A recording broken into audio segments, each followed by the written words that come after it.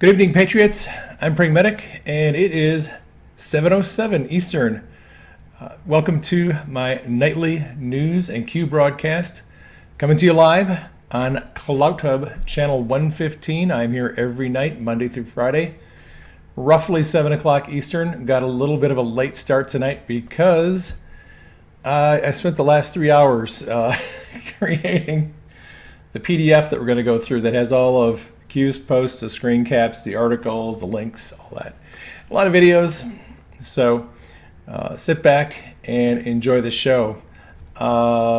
Let's get started, and we're going to start out with a little announcement. Some of you probably heard about this, hopefully. On Friday, I think, we finally published Book 2 in the Q Chronicles, The Great Awakening. While I was working this morning, getting the Kindle file ready, that was a lot of fun. I just hit the publish button on the Kindle file. It'll take probably a day or so for Amazon to get that ready. So the ebook file is out there. It'll just take a little while for that to be available for purchase. So Book 2 in the Q Chronicles picks up roughly December of 2017. And this is the table of contents for the book. So we do a decode on Red Castle, Green Castle, which has to do with an interesting revelation about the Army Corps of Engineers and the President's plan to build the southern border wall with the military.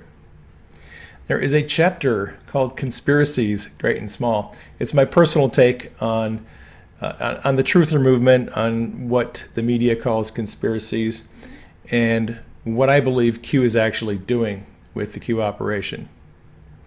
There is a chapter on how to decode Q's posts.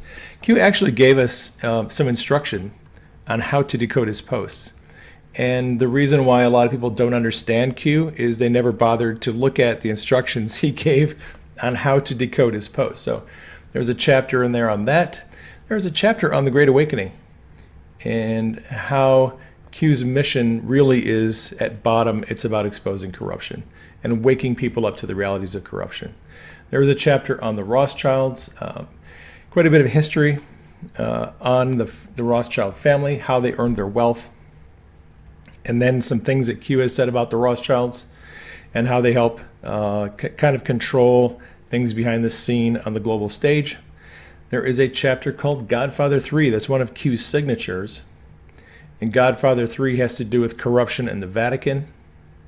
There's a lot of church history and history of the church wealth and how they kind of got tied up with Mussolini and Hitler in the early 20th century. Secret Societies is a little bit of a look into Freemasonry and the way that secret societies can control entire nations, actually. There is a chapter called Symbolism Will Be Their Downfall, frequent message by Q. We look into that. There is a chapter on Titanic. I wasn't going to do a chapter on Titanic, but Q mentioned it a few times, and it relates to the Federal Reserve and how all that started, so there's a chapter on that. There is a chapter on 9/11. I don't do a deep dive on 9/11. I focus primarily on what Q has said about 9/11, and so I just felt like I needed to do that. Jason Bourne, Deep Dream, is a chapter on how social media platforms censor, deplatform, and how they actually help illegally surveil us on behalf of the CIA. And that is a subject that's relevant to right now. Military intelligence is a look at how members of military intelligence have offered kind of a partnership with ordinary people to provide information in exchange for us disseminating that information. It's a partnership. What is a keystone? A question that has been asked by Q a number of times. We look into that, and I give a couple of decodes on that. Speed is a signature of Q that appears at the bottom of several posts. We look at that, decode that signature. Red is a chapter that looks at a number of related posts primarily from December of 2017. It has to do with the Red Cross and Barack Obama. And it's an interesting decode. DEFCON is an interesting chapter that looks at Q's messages that contain the word DEFCON and how they actually have application to a number of different events that happened around that time, 2017, 2018. North Korea. North Korea is the longest chapter in the book. Lots of rabbit trails, lots of interesting proofs. It starts out with President Trump's trip to Asia in November of 2017, then walks us all the way through the meeting where President Trump had with Kim Jong-un in June of 2018. We also talk about the Whidbey Island missile launch. We talk about a lot of different things in that chapter that are all sort of connected. All righty, let's get cracking here. I got some Q posts to decode. All right, so this is a post from the 17th, a couple days ago. I thought about doing a broadcast over the weekend, but I was very, very busy this weekend, working on the book and working on some other things. So here we are. I'm trying to get caught up. All right, so Q posted a link to a tweet by a fellow named Grant Stinchfield, who is a reporter with, let's see, who is Grant a reporter with? It's Newsmax. All right, so this was a shocking revelation to me, actually. Grant did a deep dive. He actually looked at all the Q posts, and he came to some conclusions, right? So Q posted a link to his tweet and this video. And Q said there is Q, number 1. There are Anons, number 2. There is no QAnon, number 3. And that is what the mainstream media does to conflate Q, the entity, the person who posts on the board, and Anons, the people who follow Q's messages. There is no QAnon. There's Q, and there's Anons, or researchers, or followers. They're not the same thing. All right. Media labeling as QAnon is a method deliberate to combine, attach Q to the comments, theories, suggestions, statements, and actions made by number 2. Right? So by the media calling this operation QAnon, it conflates Q's messages, which the media never talks about, with the actions of people who follow Q. And they blame Q for the things that Anons do or say or don't do.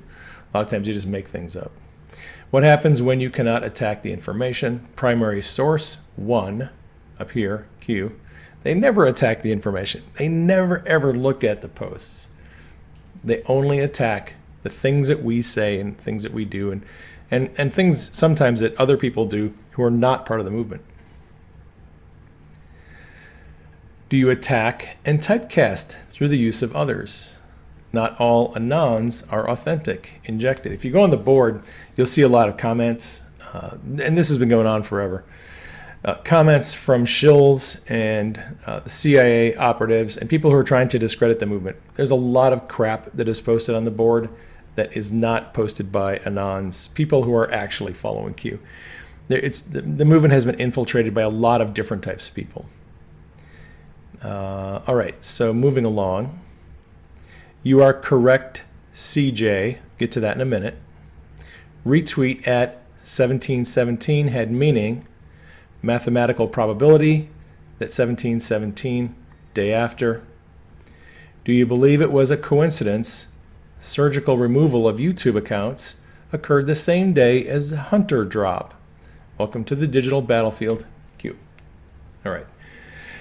So it was not a coincidence that they took out all the Q YouTube accounts on the same day that they banned the New York Post's articles about Hunter Biden. By the way, New York Post has been they've been locked out of their Twitter account for 5 days. They still can't post because they dropped some information no one was supposed to know about.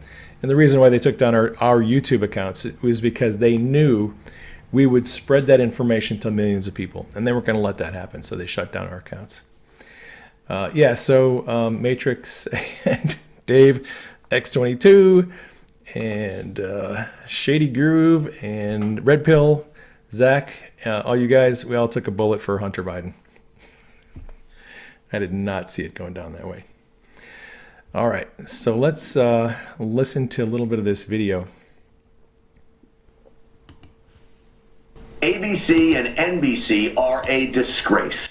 ABC holds a town hall with Joe Biden, and not one question is asked about Hunter Biden's emails or his pension to line the family coffers. It was all softballs. While over on NBC, Savannah Guthrie was playing deceitful and unfair hardball. She spent most of the night debating the president and asking him ridiculous questions in an effort to make him look bad. One of the most disingenuous came when she concocted nonsense about the infamous QAnon. While we're denouncing, let me ask you about QAnon. It is this theory that Democrats are a satanic pedophile ring and that you are the savior of that. Folks, Guthrie should be embarrassed that is the left-wing fictional account of QAnon. How do I know this? Because I did what Guthrie and NBC clearly didn't. Or if they did, they ignored it and lied to you. I have gone through QAnon's 4,880 posts. Now consider this. 100% of the mainstream media stories about QAnon claim Q talks about satanic sex rings, calls to violence, vampires, and even interdimensional demons. What the heck are those? But when I searched Q's posts on the aggregation website QAnon.pub, I could not find one post that mentions any of these things. Zero. I did find Satan is mentioned by Q 10 times and pedophilia mentioned 13 times. Remember, that is out of nearly 5,000 posts, less than 0.1% of them. But in nearly every case, those words were in actual links to articles, many of which focus on the Epstein sex trafficking scandal. Still, Guthrie insists Q is a, quote, cult-like group of deviants who are all off their rockers. And she wants the viewers to believe those cult member deviants are all in love with President Trump, right? All right, so like I said, I was shocked when I listened to this video. I was like, dude actually went, read the posts, gave a straight up story on it. It was great. All right, so Q's reference here to "You're correct, CJ" was a reference to CJ Truth. CJ is one of the bigger Q accounts on Twitter. All right, so the morning after that interview with the President Trump, that debate with a moderator, all right, the morning after, right after midnight, President Trump retweeted CJ Truth, okay? And that morning, CJ tweeted out and said, this retweet this morning from POTUS was a hat tip to all the Anons after YouTube took out many of the great Q accounts and after his denial of QAnon last night. Trump knows, he always knows. We are the news now. So there's Trump retweeting CJ. And then CJ went and got the timestamp for the retweet. So the timestamp on that retweet is 17 minutes and 17 seconds after midnight, or 001717. Coincidence? I'll let you decide. All right. Q's next post. We are Q. We've got a nice shot here of the inauguration. And Q says, panic in DC. The best is yet to come. All right. Q reposted a couple of old drops about Adam Schiff, who knowingly misled Congress and the public about the Russia hoax. And then these are the old drops. And then there's a link here to a Fox News article. And we'll get to that in just a second. So these are the old drops. Q said, remember this important fact. Adam Schiff is part of the Gang of Eight intel. It'll become critical once the Gang of Eight material is declassified. So there's a ring binder of briefing information that was given to the Gang of Eight. That was on the very first list of things that President Trump said he wanted to have declassified. It was that briefing for the Gang of Eight. So Q says, if Adam Schiff was privy to the Gang of Eight intel classified material, would he not know the same facts as Nunes? Think Nunez memo versus the Schiff memo, knowingly. All right. And then later post, Q said Congressman Adam Schiff, who spent 2 years knowingly and unlawfully lying and leaking, should be forced to resign from Congress. Right? Knowingly. All right. Leak investigations can lead to forced resignations. All right. So those are the previous posts. Now, the new link is to an article where Adam Schiff is claiming that all these emails related to Hunter Biden are Russian disinformation. You knew that was coming, right? So House Intel Committee Chair Adam Schiff described revelations from the slew of emails on a laptop allegedly belonging to Hunter Biden as being part of a smear coming from the Kremlin, right? So Q here is suggesting that Adam Schiff knows the truth. He, as the chair of the Intel Committee, he knows exactly where those emails came from. He knows they're legit, but he has to do damage control, so he's claiming this is part of a Russian disinformation campaign. All right, Q posted this: Ukraine, China, Iraq, Iran opens the door far beyond the Biden family. How do you protect your interests, shelter from prosecution, and public awareness? Control, infiltrate, Department of Justice, FBI, State Department, Intel, community, and the news. And who else? How many fired FBI, Russia mid-year investigation? So Russia investigation, and then the mid-year exam was the investigation of Hillary Clinton's emails. How many people involved in those investigations received a book deal? I know Comey had 2, and McCabe had 1. Peter Strzok had 1, right? So Q says book deals can be lucrative. Follow the family. U.S. taxpayers paid for it all. Information warfare, Q. Right, so Obama and his book deals, Michelle Obama and all these other deep state rats getting their book deals. There are many different ways in which corrupt people get paid for their loyalty, and apparently one of the ways they do it is book deals. They give them an advance of a couple $1 million. They write a crappy book. Actually, they have a ghostwriter write a crappy book. They put it out there, nobody buys it, and they get their money. And that's how it works. All right. I wanted to look at a timeline regarding Hunter and Joe Biden and Burisma because I found something interesting. And actually, I'm going to give a hat tip to Brian Cates, who found this information. It's been out there. Just you have to connect the dots. So on April 21st, Ukraine held its election. And Poroshenko, the previous president, was voted out, and Zelensky won the election. That was April 21st. Okay, that day, President Trump called the new incoming President Zelensky to congratulate him. All right, and Zelensky comes in, and he ran as an anti-corruption candidate. Now, 4 days later, on April 25th, Joe Biden announced he was running for president. It was immediately after Zelensky was in and Poroshenko was out. Why did Joe decide to run for president? He had to. Because he knew that with Poroshenko going out and Zelensky coming in, all the shady dealings that they've been doing with money laundering and bribery in Ukraine is all going to be exposed.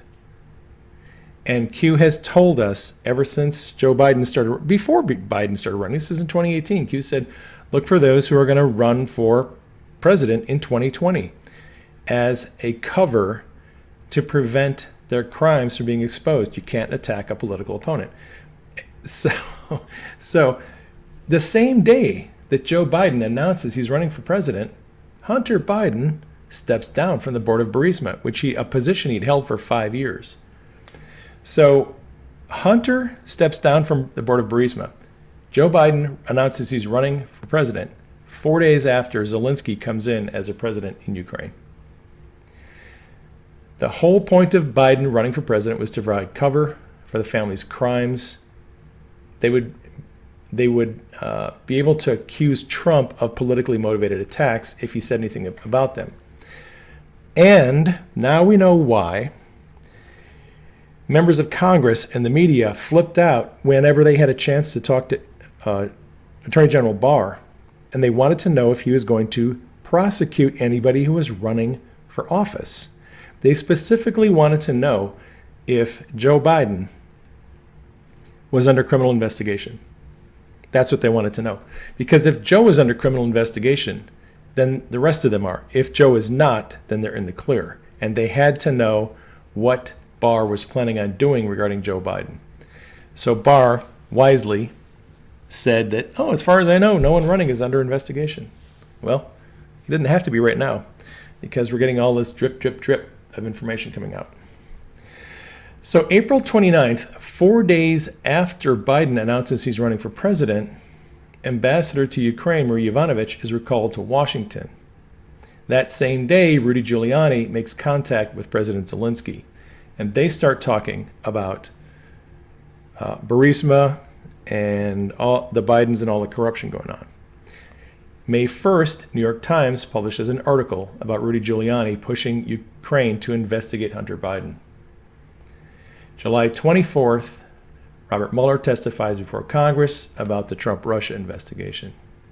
July 25th, the very next day, President Trump calls Zelensky and asks about investigating allegations of Biden corruption. All right, that was the day after Mueller testified. Immediately after that, that phone call led to the whistleblower complaint, and the whistleblower complaint led to the impeachment in the House. They realized that now that Zelensky was in and Poroshenko was out, and eventually all of their crooked dealings with Ukraine would be exposed, they had to try to get rid of Trump. So they set up this whistleblower complaint to set up an impeachment to smear Trump. All right. Biden's candidacy isn't just an attempt to protect him and his family. It is designed to protect anyone and everyone, Republican or Democrat, who illegally took money from Ukraine. Because if they can keep the lid on that, under the cover of Joe Biden being a presidential candidate, they're all safe as long as Biden is running. They're desperately hoping that Trump does not get reelected, because if he does, they know they're all going to prison over this. All right, so that's the timeline. Q posted links to articles about efforts by Democrats to use DARPA, artificial intelligence technology, to target and silence Trump supporters. These are old articles. There's 3 of them. Q says worth remembering. So here's one from Fox. Democrats are deploying DARPA-funded AI-driven information warfare tool to target pro-Trump accounts on social media. Maybe that's why we're all getting hammered. Then there's a Fox News article here, same subject, and there is a Washington Post article here, same subject. Q's next post asks if exposure of Hunter Biden's finances would open a Pandora's box of corruption for political elites. So there's a link to a New York Post article. Subpoena all of Hunter Biden's financial records. Death blow. Pandora's political elite box. Q. And I think that's correct. I think that if they bring out all the dirt on Hunter Biden and Ukraine, it's going to lead to other people and other people and other people, and they're all going to be exposed.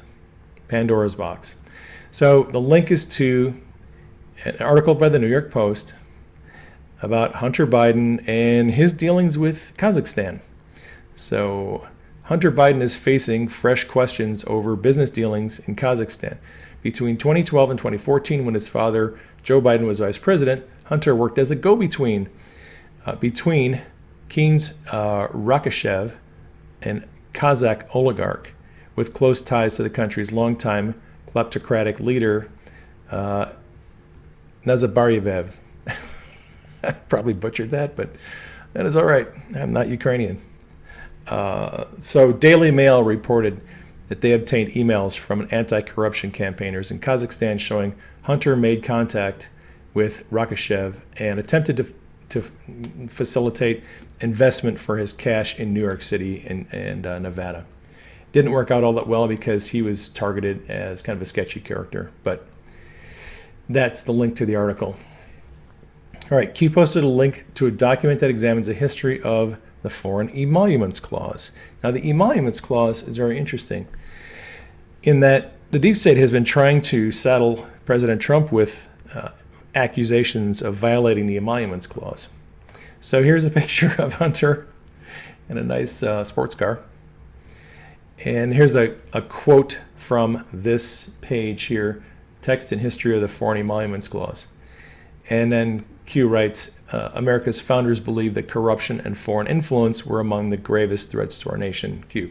I think America was the first country to have an emoluments clause that prevented elected leaders from receiving gifts and money and emoluments from foreign countries. All right. Q suggested here that the people who took the photos of Hunter Biden engaged in illegal acts with minors also provided those girls who were trafficking victims. So Q says those who provided Hunter with underage girls trafficked, right? Now we know there are, the Congress is actually looking into whether, well, there's allegations that Hunter was connected to Eastern European women who were involved in prostitution and human trafficking. So Q is asking if the same people who provided the girls to Hunter also took the pictures that are on that hard drive. If large sums of money are being paid by foreign state actors to protected in-power positions U.S. political people, would they want assurances that the deal is going to be kept? Bribes and blackmail, dark secrets, Q. So this is where it gets a little bit ugly. If you're a corrupt politician or a member of a politician's family, and there's bribery going on, they're going to give you a lot of money and they're going to expect political favors. And the way in which they leverage you to make sure you follow through on your promises is they take photos of you having sex with kids. And then they tell you, well, anytime you decide you're not going to keep your end of the deal, we'll just make these photos public. And then you'll be arrested and you'll go to prison. So the pedophile angle is leverage to keep these people under their control. All right, so Q goes on. How do you inform your targets, business partners in brackets, what you have? Why would Hunter Biden have such material on his laptop? How was the content originally received? Email? So Q is suggesting that the people who were blackmailing or bribing Hunter Biden, they took the photos of him having, illegal activities with underage people, and then they emailed him the photos saying, hey, just a reminder, in case you feel like, getting cold feet, we've got this evidence on you. So Q is suggesting that the emails brought in the compromising photos. Why would Hunter Biden risk turning over such material to a computer repair shop? Contents unrestricted. On purpose? Years of being treated poorly by Pop? Or simple negligence? So Q is asking here that if you're in a family where you are being expected to just bring in a bunch of money and be compromised and have to do all kinds of dirty, ugly, disgusting things just to make your family wealthier and a lot of other people, because this conduit of money, typically the person who's receiving the money, they have to spread it. They take a cut. Father takes a cut, brother takes a cut, uncle takes a cut, other politicians take a cut. Everybody gets their share. And maybe Hunter resented that lifestyle. And maybe he wanted to make it all end. If such information existed on a laptop, why wouldn't the contents be claimed by Hunter? Were several attempts made to contact the computer repair shop to make a claim on the computer? Were messages left? Why wouldn't Hunter Biden want to reclaim the computer, knowing the contents on the drive could bury Pops in the family? Troubled life, troubled family, looks can be deceiving, Q. So Q is suggesting that maybe Hunter did it intentionally. Maybe he wanted off the merry-go-round. And maybe he knew that if he just left it there, they would bury everybody. Don't know what happened yet, but that is an interesting possibility. Q posted a link to a tweet by the president.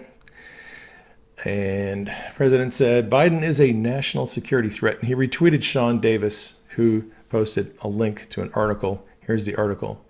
Source on the alleged Hunter Biden email chain verifies a message about Chinese investment firm. So they've been talking to someone who was in this email chain. They verified the legitimacy of the emails, and they verified at least one of the people. And there was an email that included references to 20 for H and 10 for H for the big guy. And the source said the big guy is Joe Biden. So we have someone who is in the email chain who confirmed who that was. Now, the mainstream media is still saying this is Russian disinformation, but we have somebody who was actually a part of this conversation who says, no, it's not. It's legitimate. All right, so next post by Q has 3 links. How is the game played? Example. Link to an article by Politico.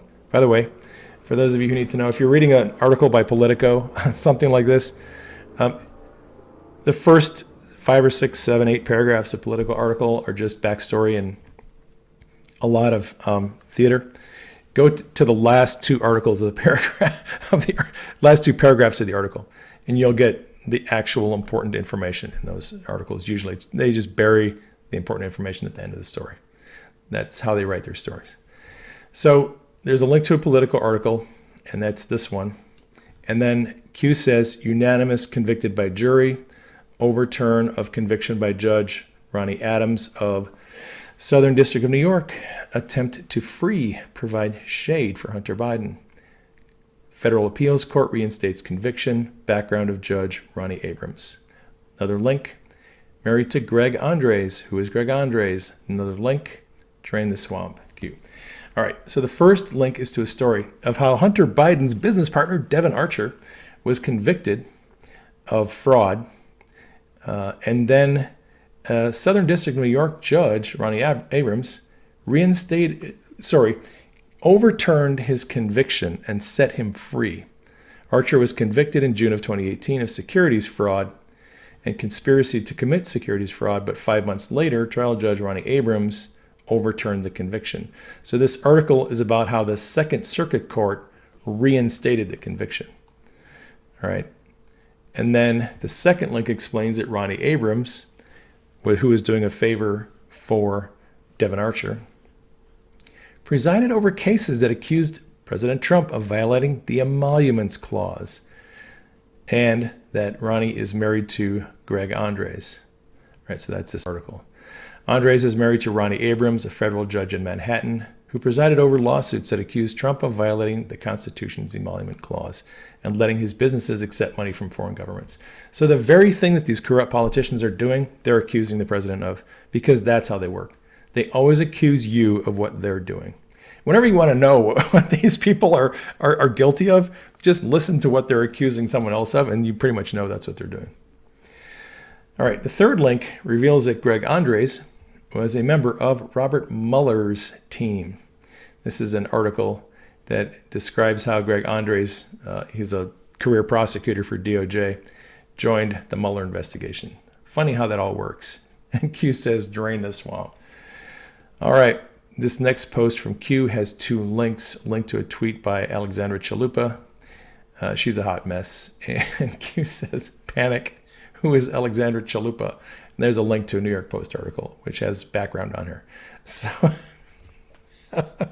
Alexandra Chalupa, typically her style, just losing her mind. Steve Bannon is a terrorist, more dangerous to the United States than Osama bin Laden ever was. He belongs in a high security prison for life. Any journalist or news outlet treating him as anything but a code red threat is aiding and abetting the enemy. Everyone is on notice. Wow. A little bit of hyperbole. So that's a retweet of Bannon's War Room. Let me have you listen to this video by Bannon. It's actually pretty good. Bannon has been, it looks like Bannon has been chosen as a guy who's going to help. He kind of designed how this thing's all going to be rolled out.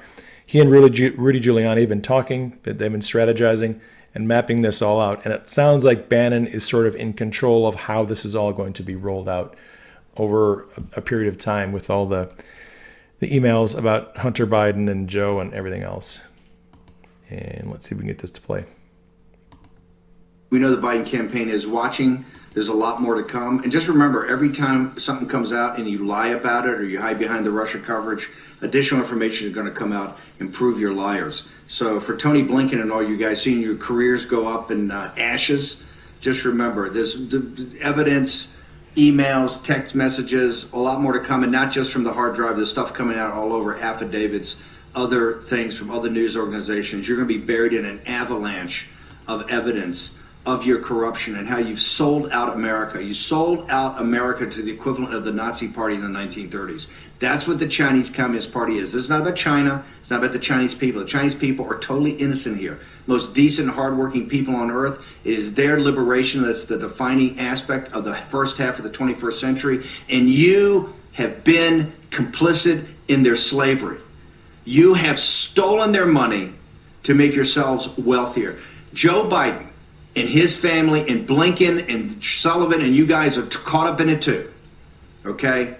You have stolen the money from the hardest working people on earth that are enslaved by this totalitarian dictatorship that breaks down the ground house Christians, breaks down the ground Catholic Church, suppresses the Tibetan Buddhists, puts concentration camps with the Muslim Uyghurs.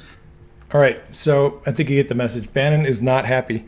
And I think it's great that they brought in Bannon because he's an expert on China. I mean, nobody knows more about, China on the world stage than Bannon.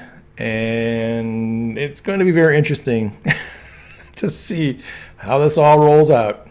All right. Who is Alexandra Chalupa? She is a Ukrainian American, kind of a little loose cannon, who calls herself a human rights lobbyist. She's actually a Democrat operative, and she has been digging up dirt on the Trump people for a long time. All right, Q posted this. I like this. I actually posted this picture on Twitter.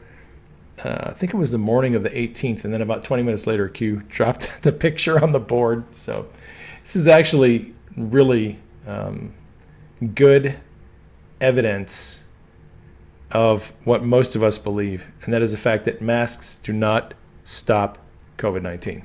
They don't. This is a box with surgical masks, and it says this product is an ear loop mask. This product is not a respirator and will not provide any protection against COVID-19, coronavirus, or other viruses or contaminants. Right? So on the box, the manufacturer tells you it doesn't provide any protection against COVID. All right? And you can actually see this similar warnings on other masks. I did a little thread on Twitter with some other boxes and some other warning information about the fact that masks do not stop the spread of viruses. They can't. If you look at just the physiology of the material in a mask, the holes in a mask that air flow through, right? You have to have air flow through a mask. Well, those holes are about probably 10 microns. That's the size of a hole. The COVID virus is like 1/10 of a micron.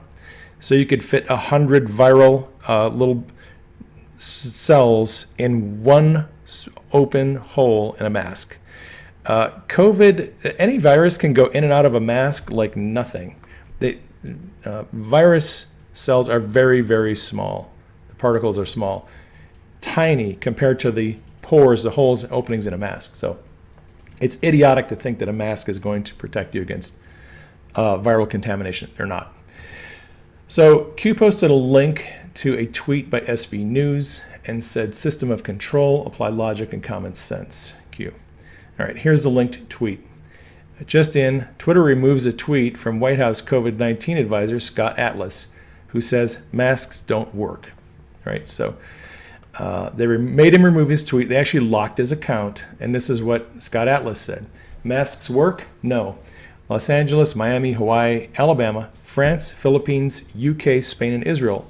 World Health Organization. Widespread use is not supported, and it has many harms. Hannigan, Oxford, CEMB. Despite decades of considerable uncertainty regarding the value, CDC review in May, no significant reduction in influenza transmission. Learn why. So they locked him out of his Twitter account, and they made him delete the tweet. All right, moving along, we have this post by Q. It's got a meme. And it says, the Democrat Party and mainstream media, one big happy family. And this shows some of the connections between members of the media and the Democrat Party.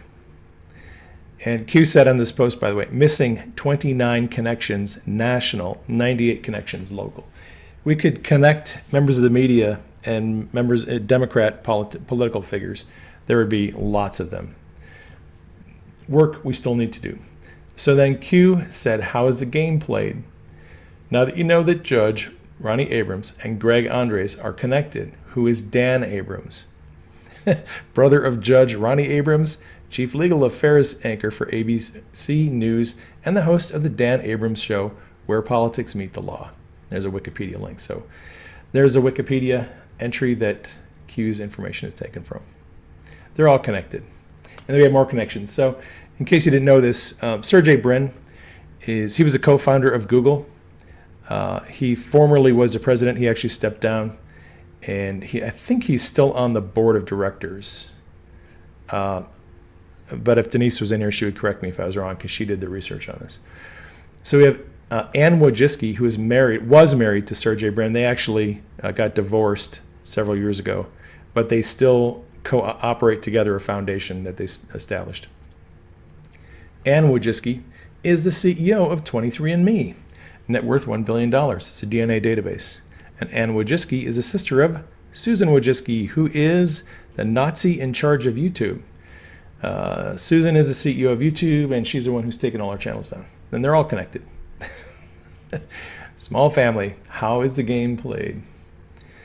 All right, Q posted a graphic we've seen before. This is from the Inspector General report regarding Anthony Weiner laptop, sexting 15-year-olds sexually explicit, Hillary Clinton and Foundation, crime against children.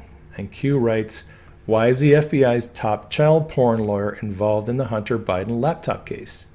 Special Agent Josh Wilson. Do you see a pattern? Q. Wilson's signature is on the subpoena that retrieved the hard drive for the FBI. And that's been confirmed by numerous sources. All right, a link to a YouTube channel. And Q says, do you see a pattern? I'm just going to listen to a little bit of this video. It's over here, and we are following this breaking news out of Washington. Some serious allegations this morning facing the State Department. That's right. According to internal State Department memos, the agency might have called off or intervened in investigation into possibly illegal and inappropriate behavior within its ranks, allegedly to protect jobs and avoid scandals. This concerns the time that Hillary Clinton was Secretary of State. We want to get right to NBC's Chief White House Correspondent Chuck Todd with the latest. Chuck, good morning to you. Good morning, Savannah. You know, there's an old saying in Washington that the cover-up is worse than the crime. But in this case, both parts of it are disturbing. Allegations of prostitution and pedophilia, and allegations that those crimes were somehow covered up or not looked into. So the State Department this morning is having to respond to those claims and those investigations of misconduct by State Department officials, including by an ambassador and security agents attached to then Secretary of State Hillary Clinton. All right, so here's an interesting thing. This was just a few years ago that the mainstream media was reporting on a cover-up of alleged pedophile crimes in the State Department. And we're all crazy QAnon conspiracy people because we think that there is some hanky-panky going on in Washington. They all know the truth. They know this is real. They've reported on it. They know better than anyone how real this is. All right, Q says, do you see a pattern?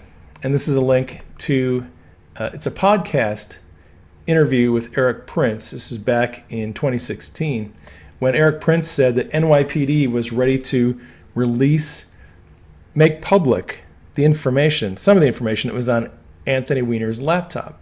Now, NYPD was pushing pretty hard to make some arrests and to make this information public. And the DOJ got involved and they stopped it. And they actually threatened NYPD with prosecuting some of their officers if they didn't back off and let this thing die. We have not heard the last of Anthony Weiner's laptop. There are copies of that hard drive. FBI has one, NYPD has one, and the truth is going to come out at some point. But Q is connecting and showing a pattern of behavior here. So we have two more links from Q, and Q says, do you see a pattern? First link is to a tweet from our buddy Aaron, who is a Trump hater. Ron Johnson is on Fox News. This is an interview with Maria Bartiromo Sunday morning.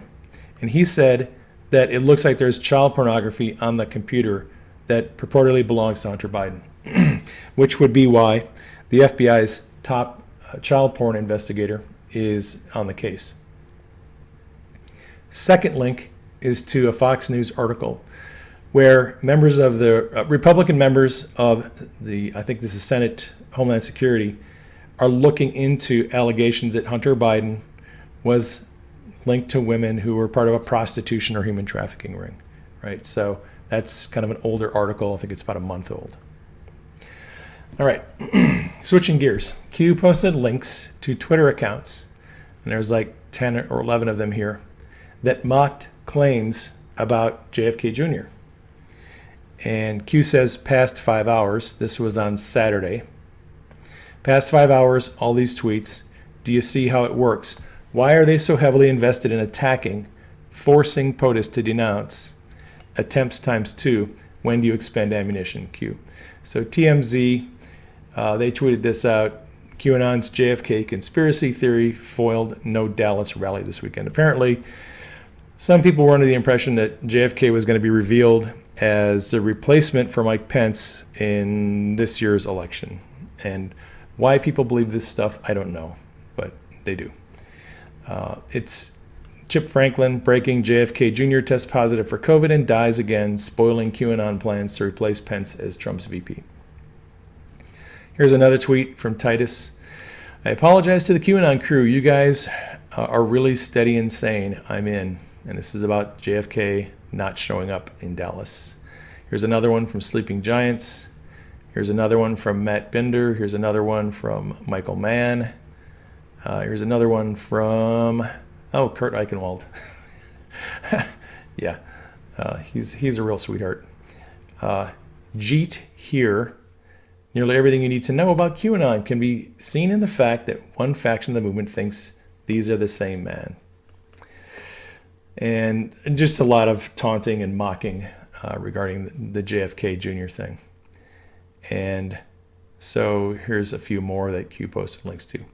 And look, Q has reposted, by the way. I don't want to ignore this, but Q's answer, this screenshot here, was an Anon asked a question in a question and answer session. Is JFK Jr. alive? And Q said no. Now, I have talked to 100 people who said, oh, disinformation is real, because they desperately want to believe that JFK Jr. is alive. So disinformation is real. Anytime Q gives you information you don't like or you don't want, you can say, oh, disinformation is real. Well, here's why that is not the case here. In the question and answer sessions that Q has done, Q can pick a question from among 200 or 300 questions. And Q has only picked so far questions that he can answer honestly and truthfully. If Q doesn't give disinformation to Anons. Q provides disinformation for the deep state to keep them off balance, to keep them from knowing what is coming down the road. Q does not provide disinformation to confuse Anons or to keep us guessing. That's not the purpose of disinformation. Q, in the question and answer sessions, Q picks out questions he can answer honestly and straightforwardly. You should not expect there's going to be disinformation in a question and answer session, because it's Q talking to his buddies, his friends. And he's not going to lie to us. So the whole argument that JFK Jr. is alive because Q gave us disinformation, it's illogical. And here, Q is again confirming JFK Jr. is not alive. And that is all I have to say about that for today. I will get off my soapbox. All right. Look, if you think JFK Jr. is alive, I'm not going to block you. I'm not going to unfollow you. I'm not going to taunt you. Just realize that the whole JFK Jr. narrative was brought into the operation when Q was missing and did not post for 20 days. And it was brought in to discredit the movement and make us look stupid. That's where this whole thing started, by our Anon. And it blew up into this big thing that has been used to discredit us. Now, some people enjoy it, they like it, but in the end, it isn't true, and it's being used to make us look stupid. So, moving along. Did I say that's all I have to say about that? Okay, I said that again. Q posted a link to a familiar video. Enjoy the show. And here is the video. You're going to you're going to listen to the audio. Keep my head up, and you will end this. I'm just getting warmed up. This is von Clausewitz shit. Total fucking war.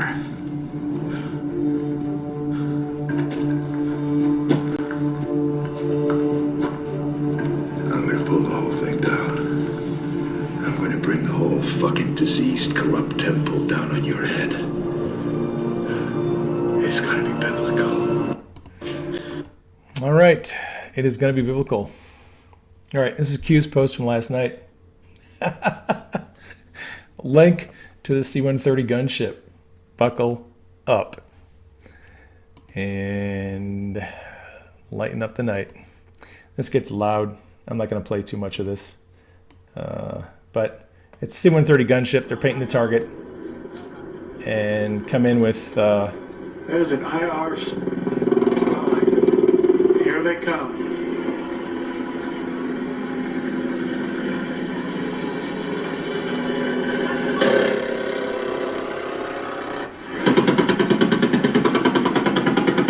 All right. That's enough of that for one day. All right. That is all we have for today. Got you caught up on Q. There's a lot of news that is worth following. I think in the next couple of weeks, we're going to get a lot more information about Hunter Biden and Joe Biden and the corruption related to Ukraine. I think we're going to get information about their dealings with China and Kazakhstan and other countries. It's all coming out. And, you know, for those who are angry because we didn't get arrests or indictments prior to the election, it's become obvious that we didn't need the arrests. What we needed was, and what happens if you have your political opponent arrested prior to an election? It makes you look like, you know, Mussolini or Hitler or a fascist. Have the person who's running against you arrested? I mean, that's just the optics of that are horrible. So I'm glad that the DOJ did not arrest or indict anybody on that side of the ledger, or Republican or Democrat, prior to the election. Let people vote. But what they're doing is they're leaking all this information about corruption and the Biden family, and it's going to take them down. I mean, not that they need it anymore. President Trump is doing 3-a-day rallies now, and there's 15, 20,000 people at every rally, the boat parades, the parades going up and down the interstate, even in California, in supposedly blue areas, massive Trump support. I don't think that the president needs any more help, but all this corruption coming out about the Biden family is only going to convince people more that Joe Biden is not the man who needs to be president. So enjoy the show. I'm going to sign off. Praying Medic. I am here every day, Monday through Friday, weekdays, 7 p.m.-ish Eastern time. I'm not sure what I'm going to do when we switch to daylight savings time, because in Arizona we don't actually switch to daylight savings time. Currently we're on Pacific time zone. When daylight savings kicks in, we go to Mountain time zone. So I'm not sure if I'm going to stay at 7 Eastern or go to 6 Eastern. I don't know. If I stay on my time, which is 4 o'clock, then it's going to be 6 o'clock Eastern. So I'll let you know in the future what we're going to do with that. Thank you for joining me on the live stream. Thank you for joining me on the replay. Love you all. Please keep me and Denise in prayer. Keep the president in prayer. Keep Q and the team in prayer. Keep the military and the Secret Service in prayer. Love you all. Take care. Catch you on the next broadcast.